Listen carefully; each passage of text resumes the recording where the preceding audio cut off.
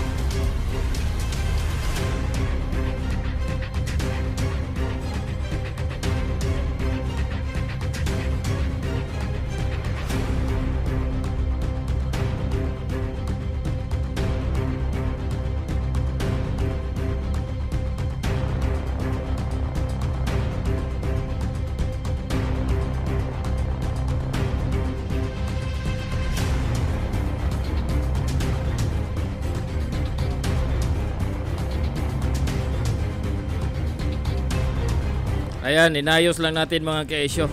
Kasi parang nag-freeze ba? Nag-freeze. Luzon, Visayas at Mindanao. Buong bansa, buong Pilipinas, buong mundo na may Pilipino. Welcome sa isa naman pong live stream ng araw ngayon na Lunes, 6 ng Hulyo, taong 2026, July 6, 2026, Monday. Kumusta po kayong lahat dyan? Umaasa ko na nasa mabuti po kayong kalagayan. Malulusog inyong pangangatawan. Welcome sa isa naman pong live stream. Pasensya na po kung hindi po tayo nakapag-live stream sa nakaraang linggo.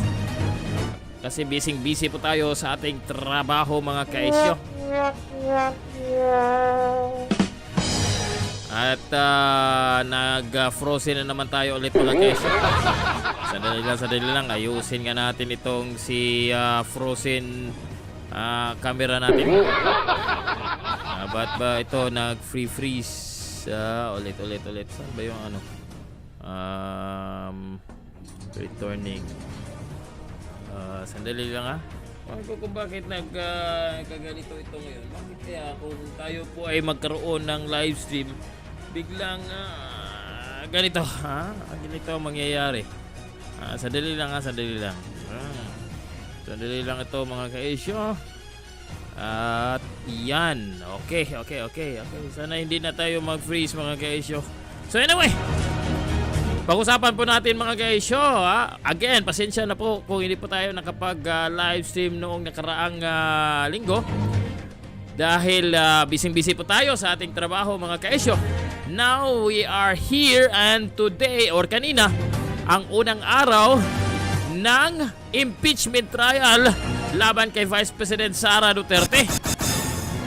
Yan po ang ating pag-usapan mga ka-issue sa live stream na ito na ano ba ito nangyari sa ating camera but paulit-ulit itong maghang. Okay. Okay. So yan mga ka-issue, no? Day 1 ng impeachment trial laban kay Vice President Sara Duterte.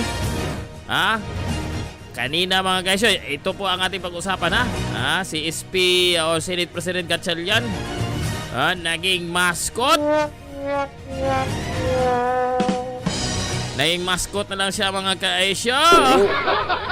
May mascot pala ang impeachment trial mga ka-Asia. Dahil ang nag-preside kanina ay si Chiz at nagsimula na yung mga motion, mga debate mga ka-Asia. At alamin natin, base sa ating panood, kung sakasakaling hindi nyo pa ito napanood live mga kaisyo, panoorin natin ang sabay-sabay. Pero fortunately, napanood ko po ito kanina at may makukuha pa tayo na pwede po nating pag-usapan mga kaisyo sa live stream na ito. Pero bago po natin umpisahan ang ating talakayan, huwag po kalimutan na mag-like sa video na to. I-click nyo po ang subscribe button at ang notification bell sana all para kayo mapapalahanan kung sakasakaling tayo may live stream katulad nito. At huwag po din ninyong kalimutan ay follow nyo po at i-like ang ating Facebook fan page. Isama nyo na rin ang ating X account. Pinasuportan nyo na rin mga kaisyo sa ating social media at manatili po tayo sa internet, sa cyberspace. And of course, mga kaisyo, inanyahan ko po din kayo na sumali sa ating mga kaisyo sa Issue 101 group page. Kasi sa pamamagitan po ng group page na ito, mga kaisyo, ay tuloy-tuloy ang ating ugnayan. Pwede po kayong mag-post o ano ba ang gusto nyo na ipahayag, mga kaisyo. Gamitin nyo lang po ang group page po natin. At kung mayroon po kayong suggestion na topic na atin po pag gusto nyo yung pag-usapan natin, use this group page, mga kaisyo. Yet without any further ado, pisa na natin ang ating talakayan dito sa live stream ng sama po niyo likod na si Senior Simon.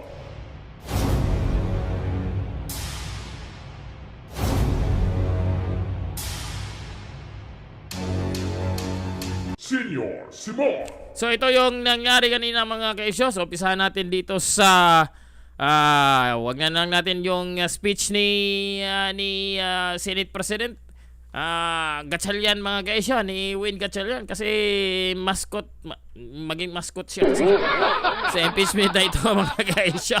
So dito, mga kaisyo, sa kanyang gustong umpisahan sa ng pagtalakay na kanya anak dahil doon sa kanilang inamend na rules of impeachment, mga kaisyo, na kung saan pwede pong umupo bilang presiding officer ang kahit sino maliban sa Senate President.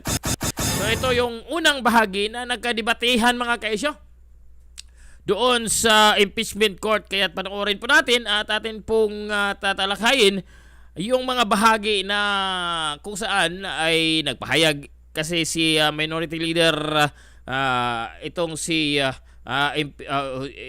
Senate Senator Judge, ayan pala, mga kaisyo, Senator Judge na si dating SP Alan Peter Cayetano, kung bakit na hindi dapat na ang upong presiding judge ay hindi ang Senate President. Para maliwanagan po tayo, mga kaisyo, panoorin natin ito. Of the impeachment court. Senator Judge Panfilo Lacson is recognized for the election. Point of order, Mr. Presiding Officer. Yes, we recognize the gentleman from the gate. Thank you, Mr. President. Mr. President, Mr. Senate President and Presiding Officer, as the preamble of the Constitution said, imploring the aid of the Almighty God, and as you said yourself, that every stage of this impeachment, we have to make sure na patas, we have to make sure na may due process, we have to make sure that it is fair. It is very clear in the Constitution of the Philippines that the presiding officer is the Senate President.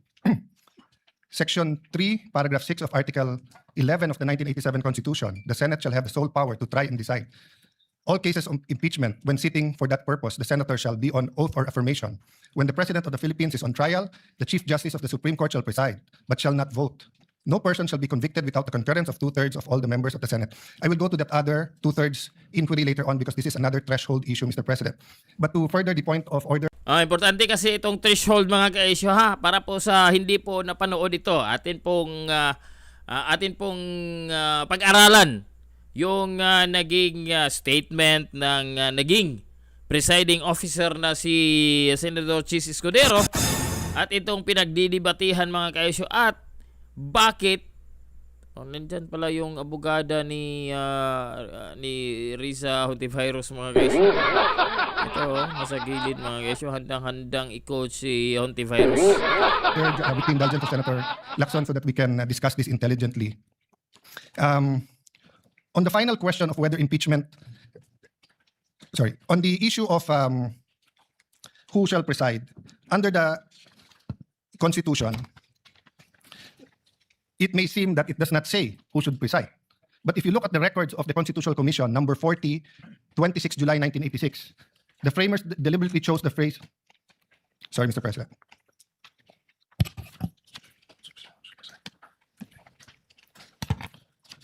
I am referring to Section 6, Article 11, and then Constitutional Commission number 41, 27 July 1986. The presiding officer, Mr. Treñas, Commissioner Davide is recognized. Thank you, Mr. Presiding Officer. I have some proposed amendments on Section 3, subparagraph 5. The presiding officer, Mr. Treñas, the gentleman may proceed. Mr. Davide, who later became Chief Justice, this is without prejudice to whatever amendments may be accepted by the committee when the Aquino amendments will be taken up. It would consist in adding a new sentence on line 20 before the phrase "no person shall be convicted," inserted the following: all other cases, the President of the Senate shall preside. The presiding officer, what does the committee say? Mr. Monsod, it is not understood that when the President of the Philippines is on trial, it is only time when the Chief Justice of the Supreme Court will preside. It is necessary to say that the Senate President shall decide during all the time. Presiding officer, Mr. Davide, Mr. Presiding Officer, I precisely presented this because we had a distinction when it comes to the Chief Justice of the Supreme Court. But with that clarification, that in all other cases, it should be the President of the Senate who shall preside, I withdraw my amendment. So it is but elementary, Mr. President, in statutory, especially construction of the Constitution, that the spirit as well as the letter is followed. The spirit of the Constitution is that it is the Senate President who will preside. This is not an ordinary statement, dictum, or it was not a capricious statement in the discussion. Precisely because the Senate President is elected by the majority. Okay, so ito mga kaisyo, diretsahan tayo. Direkta tayo ha para hindi masyadong mahaba itong paliwanag ni Senador dating Senate President Alan Peter Cayetano mga kaisyo. Kasi ito po ang kanyang paliwanag. Kahit doon sa article na pinag-uusapan ang tungkol sa impeachment, hindi nakalagay doon kung sino ang magpipreside sa ibang mga impeachable officials maliban sa Pangulo, na kung saan nakalagay o nakasaad talaga doon sa konstitusyon mga kaisyo na ang magpipreside kung ang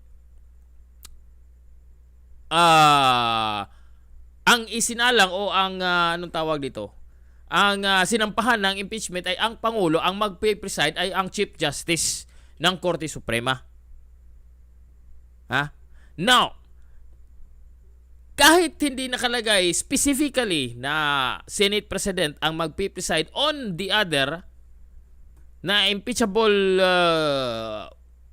officials or impeachable office, mga kaisyo, ang gusto na ipaabot ni dating SP Alan Peter Cayetano ay, tingnan lang natin yung konstitusyon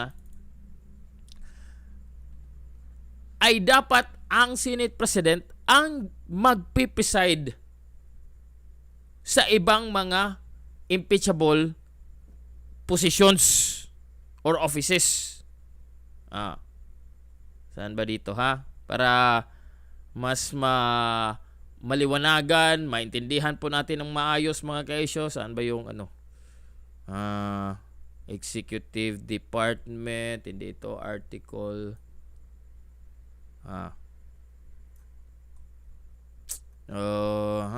Saan ba yun? Wala. Okay. Article. Article 11 yata yun. Ito. Sandali lang para mabasa natin pong lahat. Ito mga kaisyo, this is Article 11, accountability. So, ito kasi ang kanyang pinagbabasihan sa kanyang argumento mga kaisyo, na kung saan nakalagay dito na ang didinig ng lahat ng mga impeachment cases. Ito sa paragraph 6 ng section 3. Nakasaad kasi dito, the Senate shall have the sole power to try and decide all cases of impeachment. Okay? When the President of the Philippines is on trial, the Chief Justice of the Supreme Court shall preside but shall not vote. And then wala na nakalagay kung sa ibang, kasi ang nakalagay kasi dito, when the President of the Philippines is on trial, the Chief Justice of the Supreme Court shall preside. Okay? Now, ang paliwanag ni Senador Alan Peter Cayetano is that in order to clarify this, dapat busisiin, tingnan yung minutes ng debate, mga ka-issue, ng noong panahon na ginawa itong konstitusyon na to. Okay? Para hindi na sila anong tawag dito? Tatalo, ha? Magtalo-talo. Tama ba yun sa Tagalog? Para hindi na nila pagtaluhan, mga ka-issue, ang tungkol dito. Kasi nagpasa kasi sila ng resolusyon na kung saan binago yung impeachment rules na pwede silang maghalal o pumili ng magpe-preside maliban sa Senate President. Oh. Dito kasi, mga ka-issue, nakalagay, ha? Oh. The Congress shall promulgate its rules on impeachment to effectively carry out the purpose of this section. So walang nakalagay dito kung sino ang magpipreside maliban sa President of the Philippines. So ang argumento ni Senate President is that tingnan natin, basahin natin yung minutes ng kanilang argumento para klaro. Now, lumabas sa minutes noong ginawa pa itong 1987 Constitution na ang mga proponent ay nagsabi na dahil ang Senate President ang siyang magpipreside o hindi magpipreside, siya ang pinuno ng Senado na kung saan ang didinig sa mga impeachment o maging hurado sa mga impeachment complaint ay automatic na ang Senate President ang magiging presiding officer kung hindi ang Pangulo ang inimpeach. Yan ang paliwanag ni Senador Alan Peter Cayetano dito, mga ka-issue. As an example, when Senator Pimentel did not like the vote and did not vote with the majority, he offered to resign. So the point, Mr. President, is this. Number one, institutional integrity. We need to protect the legitimacy of... Okay, skip lang natin itong mga ka-issue, itong bahagi nito. Kasi kahit na nagpaliwanag pa si Senador Alan Peter Cayetano na it will be unconstitutional for them to allow other senator maliban sa Senate President na magpipreside sa impeachment trial, mga ka-issue, ang gustong ipupunto ni Senator Alan Peter Cayetano is that this trial, kung sa simula pa lang ay may kamalian na, the decision that will happen, mga ka-issue, lalo na if ang desisyon ay magko-convict kay Vice President Sara Duterte, it will turn out na invalid. Kasi mali o labag sa saligang batas ang pinaggagawa ng mga senador. So yan ang gusto na iwasan ni Senador Alan Peter Cayetano na mangyari, mga ka-issue. So my view, to Mr. the good President, gentleman, Mr. President, let me just finish, sir. My view is this resolution has been duly approved and everyone was given... Okay, ito pang resolution nila, mga ka-issue. Kung natatandaan po ninyo, this resolution was passed during the time na 12 lang po sila, hindi po 13. Okay, take note po, mga ka-issue, this was that time na anong tawag dito? Ito yung panahon na illegally. Kasi 12 lang sila eh. Tapos, it is a major rule pa ng impeachment trial ang kanila pong binago. Oh. Tapos, sinabi pa dito ni Gatchalian na wala namang nag-object. Ay, paano mag-object? Kung ang minority ay hindi dumalo, kayo-kayo lang. Tapos, nagpasa kayo, kalahati lang, hindi pa nga majority yung nagpasa ng amendment sa rules na yan. Okay, so skip lang natin itong bahagi na to mga kaisyo. Kasi in the end, skip lang natin para hindi tayo masyadong mahaba itong ating pong diskusyon. In the end mga kaisyo, ito, si Chiz Escudero ang naging presiding justice dito sa impeachment trial na to. Okay? Now, pakinggan natin ang kanyang speech kasi by the way, summary lang itong iba mga kaisyo maliban po sa paglalahan natin ng opinion, ilang bahagi nito mga kaisyo ay kinuha lang natin yung mga importante bang mga punto sa nangyaring simula or day 1 ng impeachment trial kanina mga kaisyo. Culpable violation of the Constitution, treason, bribery, graft and corruption, other high crimes, or betrayal of the public trust. Impeachment is a means to preserve constitutional government through the removal and disqualification, if so warranted, of an unfit official from a position of public trust. 5 opisyal pa lamang ang na-impeach ng Kamara de Representantes sa ating kasaysayan sa ilalim ng 1987 Constitution. Una, si dating Pangulong Joseph Estrada noong 2001 na ang paglilitis ay naungusan ng mga pangyayaring humantong sa EDSA 2. Ikalawa, si Ombudsman Mercy Gutierrez noong 2011 na nagbitiw bago pa man mabuksan ang kanyang paglilitis ng Senado. Ikatlo, si Chief Justice Renato Corona noong 2011 din na nilitis na patunayang nagkasala at inalis sa tungkulin ng impeachment court bilang punong mahistrado. Ikaapat, si dating COMELEC Chairman Andres Bautista noong 2017 bagamat nagbitiw siya sa pwesto bago pa man mapadala ang articles of impeachment sa Senado. At ikalima, si Vice President Sara Duterte noong 2025. Subalit ang nasabing articles of impeachment ay idineklara ng Korte Supremang null and void ab initio kung kaya't ito ay inarchive ng Senado. Siya ay muling na-impeach sa kasalukuyang taon at ngayon naharap sa paglilitis na ito. Ipinakikita lamang na maikling tala nito na ang impeachment ay hindi isang pangkaraniwang kaganapan. Turing nga ng Korte Suprema, quote, "It is the most difficult and cumbersome mode of removing a public officer from office." Subalit, ang paglilitis na ito hindi lamang hindi pangkaraniwan, ito ay tunay na bukod-tangi. Bakit? Una, si Vice Presidente Sara Duterte ang kauna-unahang opisyal na 2 beses na na-impeach ng mababang kapulungan. Pangalawa, siya ang kauna-unahang Vice Presidente na haharap sa paglilitis ng isang impeachment court at pangalawang opisyal lamang na halal ng sambayanan na sasailalim sa prosesong ito. Pangatlo, siya ay hinahalal ng may pinakamalaking mandatong pinagkaloob ng sambayanang Pilipino sa sinumang kandidato sa ating kasaysayan.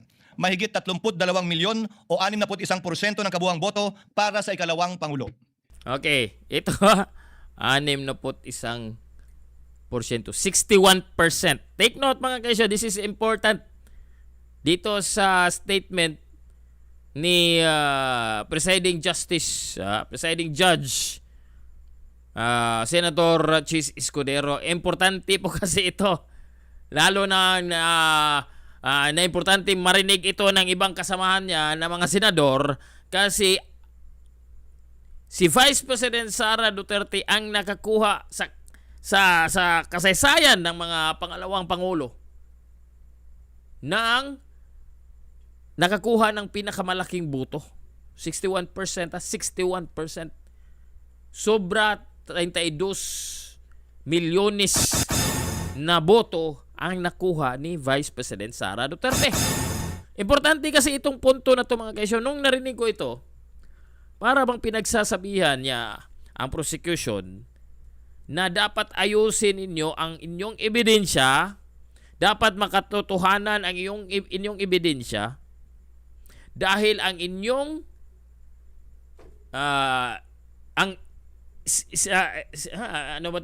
sinakdal dito ay nakakuha ng pinakamalaking boto sa lahat ng naging pangalawang pangulo.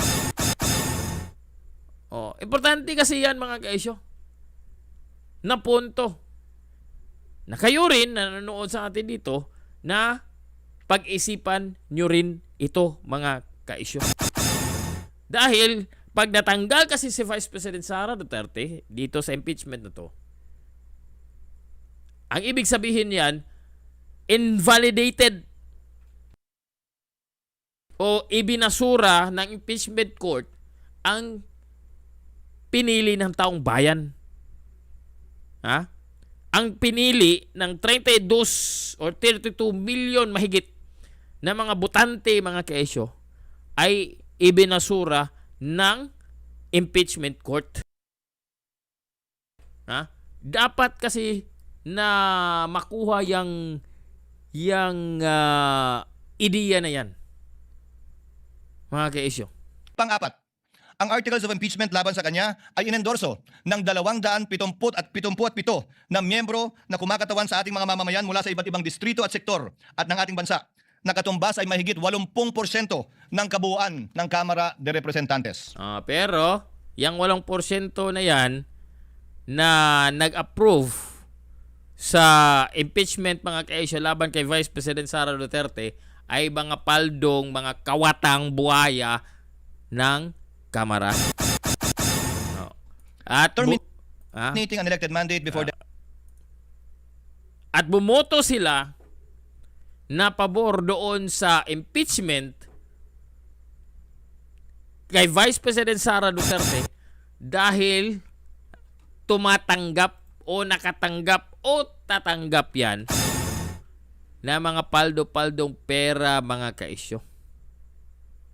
Yang 80% sa mga kongresista.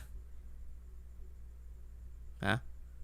Na hindi naman kinonsulta ang kanilang mga constituent ng kanilang mga distrito. Ang kinonsulta lang nila ay yung bulsa nila, mga kaisyo. Ha? The end of its term is among the most drastic acts our constitutional democracy can undertake. This is why the trial must be guided with prudence, tempered by caution, and marked with unquestionable impartiality. We must avoid even the appearance of impropriety and observe the cold neutrality of an impartial judge at all times. May I therefore caution my fellow senator judges, the prosecutors, the respondent, and their respective counsels and witnesses to refrain from making any comments and disclosures to the public pertaining to the merits of this trial as mandated by the impeachment rules itself. Let us heed the words of the Supreme Court that said, "Impeachment is not a chance to settle political scores. It is not a stage for political theater or personal attacks, because when the focus shifts to the person rather than the alleged wrongdoing, the process loses its integrity." As presiding officer, I shall do my part to uphold the fairness and integrity of this process and shall see it through to its proper conclusion. At this point, I would like to thank my colleagues for their trust and confidence. I did not seek nor did I ask for this responsibility, but neither will I shirk from fulfilling this duty without fear or favor. This now brings me to the threshold questions that will guide the conduct of this trial. Ito, threshold na. Importante itong threshold na to kasi pinag-uusapan ito, mga kaisyo, dahil ikinulong yung dalawa, si Senador Jingo Estrada at kanina si Senador Dante Marcoleta. Tapos nagtatago si Senador Bato de la Rosa. Yung ibang mga legal luminaries nagsabi na dapat yung denominator, mga kaisyo, ay kung sino lang ang nag-a-attend o nagpa-participate sa impeachment trial na to. Yan ang pangluloko ng mga yan, mga kaisyo. And the rulings of the chair. First, what is the number of votes needed to convict the respondent? Second, what is the quantum of proof required to sustain a judgment of conviction or acquittal in these proceedings? Third, how strictly or liberally will this court apply the rules in resolving questions of procedure and evidence? On the first issue, the Constitution provides that no person shall be convicted without the concurrence of 2/3 of all the members of the Senate. With 24 members of the Senate, a literal interpretation of this means that conviction requires the affirmative vote of at least 16 senator judges. This literal interpretation finds direct support in the 2000 case of Bayan versus Zamora, which concerned the Senate's compliance with the 2/3 vote required to concur in a treaty. Despite having only 23 incumbent senators at that time, then Senator Gloria Macapagal Arroyo was elected as vice president, therefore there were only 23 senators. The court held the charter provides that the Senate shall be composed of 24 senators. Without a tinge of doubt, 2/3 of the figure, or not less than 16 members, is an unquestionable compliance with the requisite number of votes mentioned in Section 21 of Article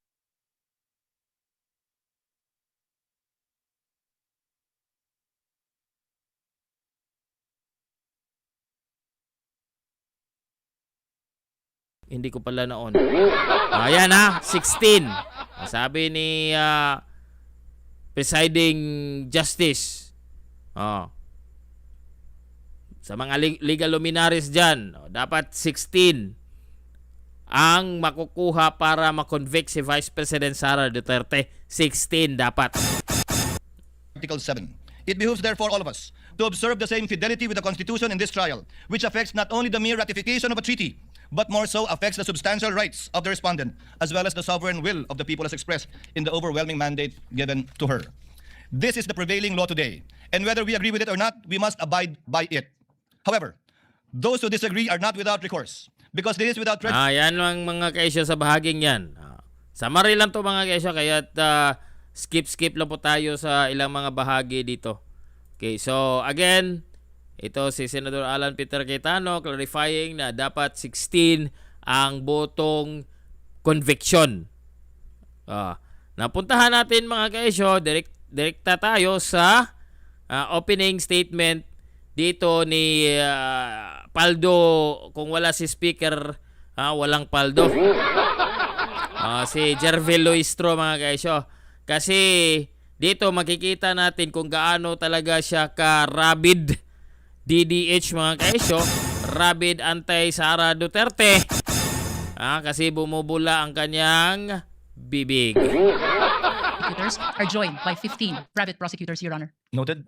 Thank you, ma'am. Senator Cayetano, what is the Ay, hindi pa pala yun. Dito tayo sa... dito na, opening speech. May isang driver na nagtatanong, paano sasapat ang kita? Pero ang opening speech niya mga kaisyo ay appeal to emotion. Hindi base doon sa kanilang nakitang ebidensya. Appeal to emotion. Dito lang tayo, skip lang na. Huwag na nating pakinggan yung si Luis Strong bumubula ang baba mga kaisyo. Bumubula ang bibig. Sa pasada upang mapakain niya ang kanyang pamilya. May isang OFW na nagtatanong, hanggang kailan kailangan lumayo upang mapaaral niya ang kanyang Constitution declares public office is a public trust. Ang kapangyarihan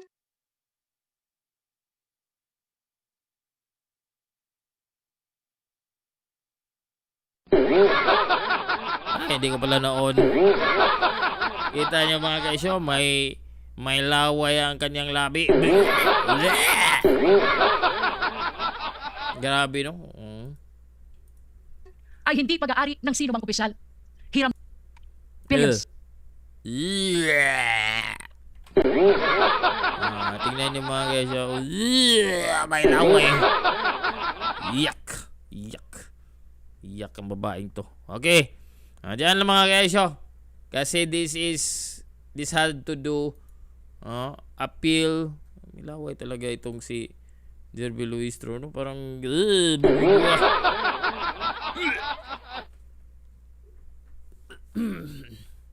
pasensya na po sa kumakain sa nanonood sa atin. Nanonood dito mga kaisyo, yung mga kumakain pa. Grabe, no?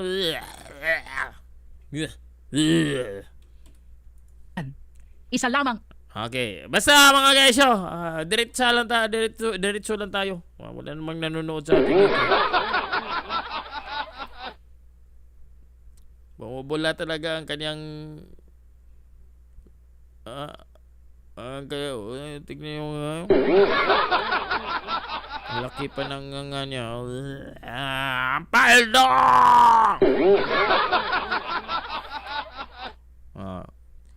So, ang punto niya mga kaisyo ay walang kwenta ang kanyang punto dito.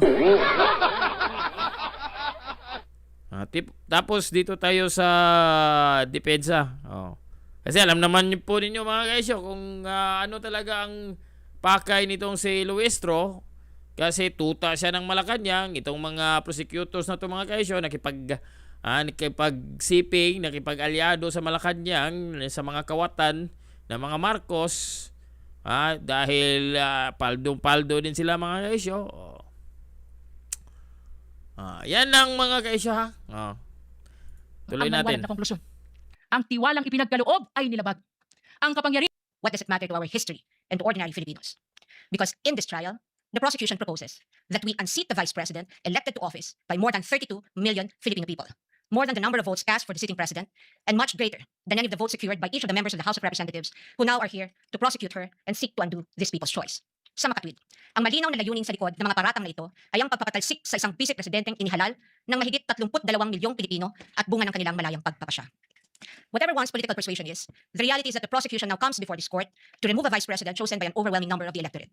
You all have heard the prosecution say repeatedly that this is because they seek accountability, that the people have a right to hold their leaders accountable. This is not a matter of debate.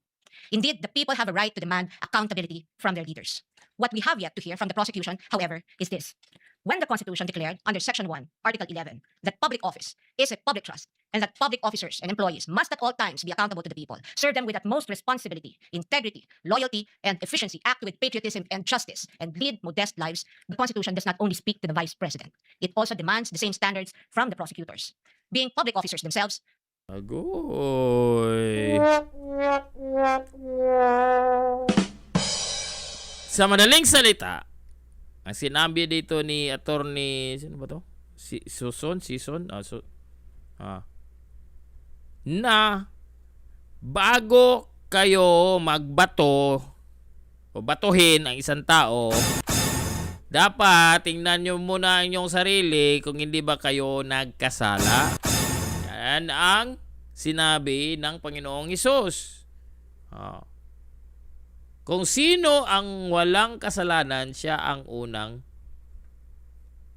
bumato.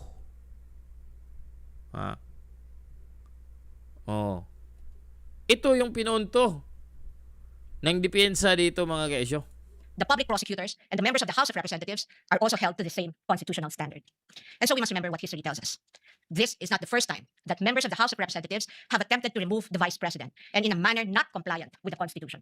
In a July 25, 2025 decision, the Supreme Court unanimously declared in Duterte versus House of Representatives, GR numbers 278353 and 278359, that the impeachment proceedings in the House of Representatives were tainted with grave abuse of discretion, rendering the articles of impeachment that the House transmitted last year to the Senate as void ab initio. Early this year, the Supreme Court unanimously denied with finality the House of Representatives' motion for reconsideration of that decision, with a reminder that while impeachment is a powerful democratic process to call out corruption and grave abuse, impeachment can be abused, and that impeachment should never be abused to maintain the hegemonic dominance of greed by shaming those who occupy high government positions into preventing them from doing what they were sworn to do. But perhaps the most enduring reminder of the Supreme Court that we must not forget in the entire course of this trial is that, in the words of the court, the rule of law that does justice is our lodestar, and that justice includes accountability. Justice includes fairness. Without fairness, there is abuse.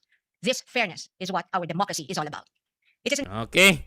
Yan lang mga kaisyo. Senior Simon.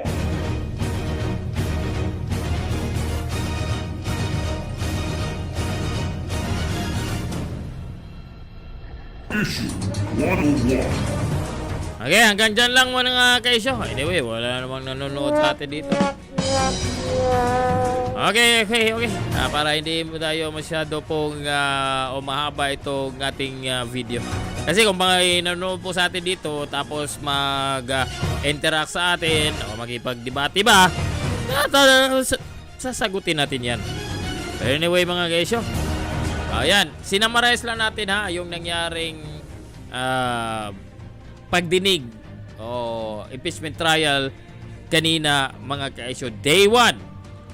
So, dito mga kaisyo, mayroong mga motion na nangyari at nakita po natin na dininay yung motion ng mga prosecution na mga kaisyo, ng mga prosecutors.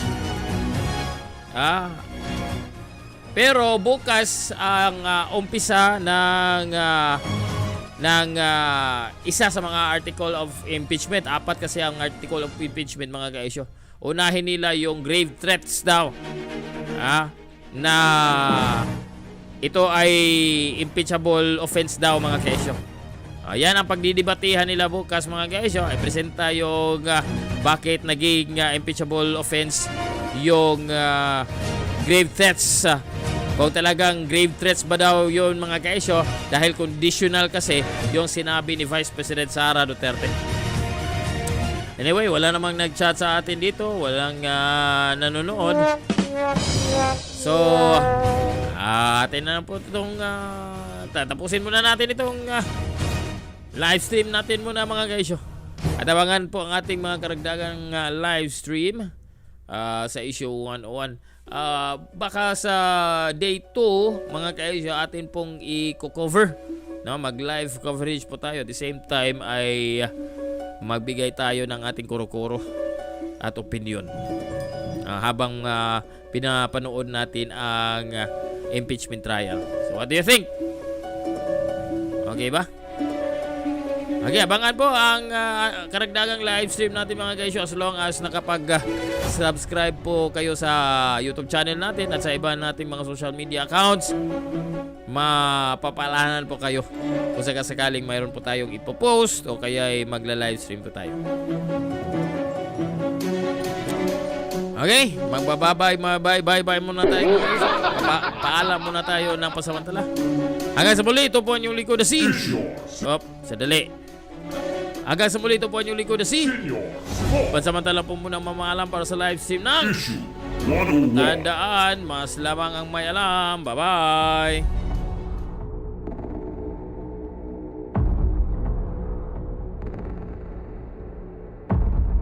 At yan ang Issue 101.